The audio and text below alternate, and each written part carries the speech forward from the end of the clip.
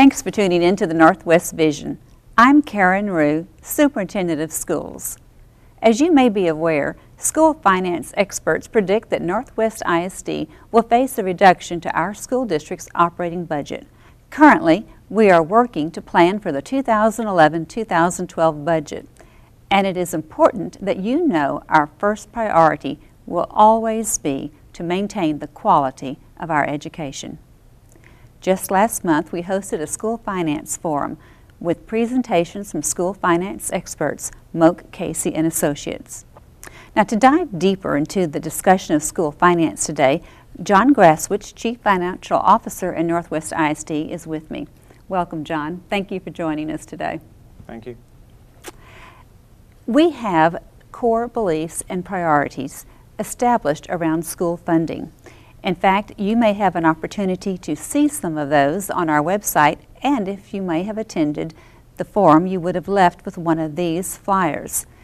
Our core priorities for the district is that we have a school finance reform that provides an adequate funding system for public education.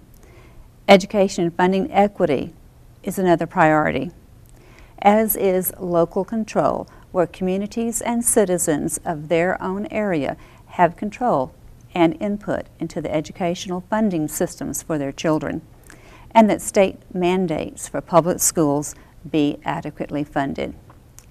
Mr. Graswich is here today to share more insight with us on the funding priorities of our district.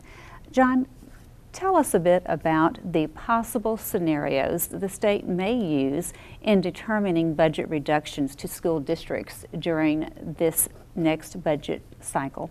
Okay.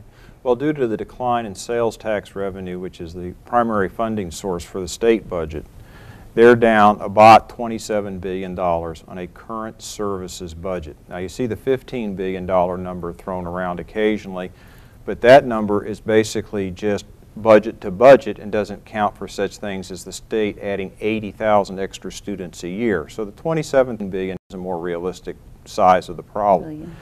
State of Texas has issued through the House their initial budget. It uses no rainy day funds, no tax increases, and distributes the $27 billion across all areas of the budget. Public education specifically picks up through the Foundation School Program a $10 billion shortfall. So that's $5 billion a year over the 2 years of the biennium. Essentially, that breaks out to how they're going to pass that down to the local districts such as Northwest ISD. Essentially, they have three mechanisms at this point. One is they can do a flat percentage cut. Everybody loses X percent. They could change what's called the target revenue concept, which is how they primarily fund districts within the Foundation School Program. Or the third thing they can do, which is the most likely thing they're going to do, it would be a percentage cut, but it would be a weighted percentage cut in that those districts like Northwest ISD that have a higher property wealth will probably pick up a higher dollar amount because of our higher dollar property wealth.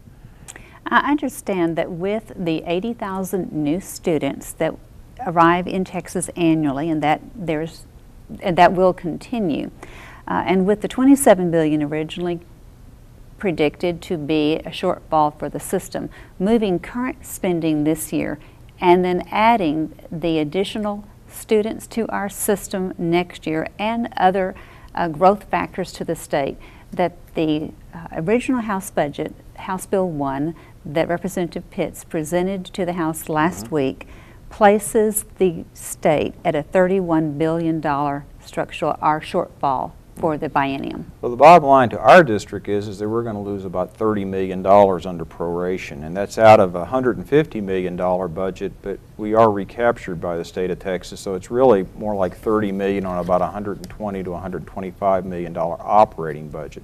So this is a very serious number. Yes, it is, and we do know that the legislative session has just begun and that these budget considerations at the state level will continue to be discussed. About when do you think as a district we will know the exact amount of shortfall that would come to Northwest ISD? That's a very interesting question, because The legislature's got their budget out there right now, and they themselves say that this budget is just a placeholder budget. They have not used any of the rainy day or their fund balance. They have about $10 billion, and they've talked about using half of that $5 billion. But you can see if they've got a $27, $30 billion problem, $5 billion is not going to solve it. So it's going to remain an extremely serious problem. The other thing is they're doing redistricting. And so that will eat up quite a bit of the beginning of the session, I suspect. So I would think that no earlier than middle to late session will we actually get a true budget bill from the state of Texas and how it would be passed down, the shortfall would be passed down to districts such as Northwest. The scarier thing is, though, is that they could go into special sessions, as they have done in the past, to resolve some of these issues, and they could actually end up adopting their budget after we adopt our budget, because we start on July 1 and we have to have our budget in place at the end of June. They normally would end in May, so technically we're okay, but they could actually go into special session and be beyond us in terms of their budget adoption. Now, we're monitoring the process very closely, and a lot of the things that we have to do involve personnel, so we're going to be making our best estimates and shots at what they're doing and going forward. You know, we're not dependent on them getting their budget finalized, but it does help to know if it's a $30 billion problem or a $30 million problem to the district, or a 25 or a 20, but it's going to be substantial however you measure it. I think that's something that we certainly expect and understand, that we will have a significant shortfall in the funding we receive from the state for this next school year. With that thought in mind, tell our community the ways that the district is working, what our plans are as we create our budget for the next school year. Well, essentially we started out in December meeting with the principals, and we discussed with them the situation. We have a PowerPoint, the Texas budget shortfall. We took that out to the community on the Tuesday, January the 4th, where we had a public meeting. And we brought in Dan Casey from Moak and Casey to talk about the state situation, and then we talked about the local situation. And at this point, we're now going out to the individual campuses and giving their staffs. The principals received this early, but now we're meeting with the staffs of the principals at the campus and going over this Texas budget shortfall scenario, updated with the numbers that we just discussed. What we're going to ask them to do is we're going to ask the principals to brainstorm and work with their staff to bring back priorities. And let's be honest about this. What we're talking about is budget cuts, and the priority in which we do not want to do them, and the priority which, well, the least desirable versus, I mean, bottom line is you don't really want to do any of these, but the question is how are we going to rank the ones we're going to have to do because of the fiscal reality. Yeah. They'll bring that back to the district at a February district leadership team meeting. That will all be compiled, numbers will be put to the reductions, and then we will bring that out to the board in March. Good. And then we'll remain poised to respond to final word from the legislature as to the exact depth of those budget cuts or the shortfall that we would receive. Keeping you informed is one of our top priorities.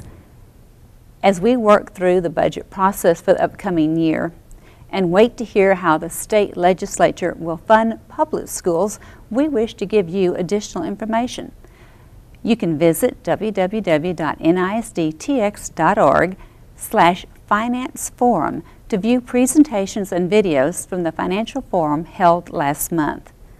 In NISD, kids come first, and let me assure you, we will still adhere to our core beliefs and our mission regardless of any financial outcomes. Thank you so much, Mr. Graswich, for being here today.